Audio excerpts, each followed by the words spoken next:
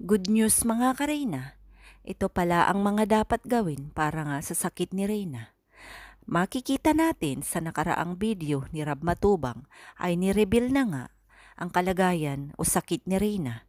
Kaya naman mga nakaraang video ni Roda ay talaga namang nababanggit ang kailangan na gawin upang sa ganun ay tuluyan ng gumaling si Reyna. Sana samahan niyo ako na ipagpatuloy ang video na ito at sana nandyan pa rin tayo palagi upang sa ganun ay subaybayan ang kwento ng buhay ni Reyna.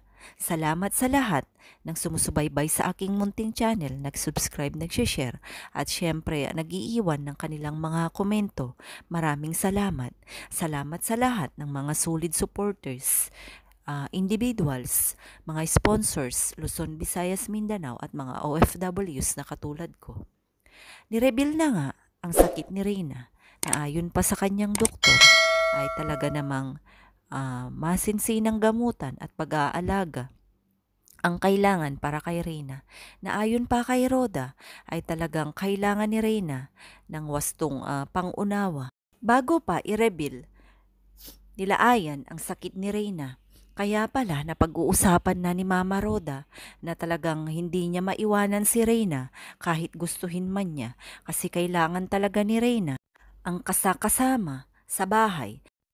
Naaawa si Roda sa kalagayan ni Reyna, kaya naman unti-unti niya ito at pinipilit niya nga ito na magain uli ang confidence ni Reyna upang sa ganun ay matanggal ang takot dahil sa kanyang mga nakaraan na nagkaroon nga siya ng mga diferensya dahil may phobia or meron siyang trauma sa mga nakaraan ni Reyna.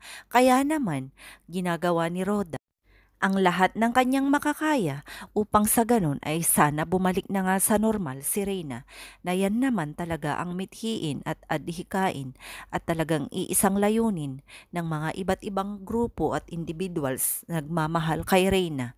Kaya sama-sama pa rin tayong sundan ang kwento ng buhay ni Reyna. Sana wag natin siyang iwanan, at sa lahat ng hindi pa nakakapanood ng upload ni Rab Matubang at mga videos or live ni Roda, sana ay puntahan natin at doon ay makikita natin ang kwento ng buhay ni Reyna at ang araw-araw niyang mga gawain at improvements ay mapapanood natin sa kanilang mga videos.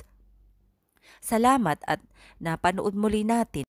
Kahit medyo moody ang dalaga sa upload ni Rab Matubang, ay talaga namang alam ko masaya na tayo na alam naman natin na parte na iyon sa kanyang paggaling or parte iyon ng kanyang sakit. Kaya naman sana ay nandyan pa rin si Roda upang sa ganun ay intindihin siya. At syempre si Kalingap Rab na hindi nagsasawang padalhan ng suporta si Reyna. Maraming salamat at mabuhay po tayong lahat.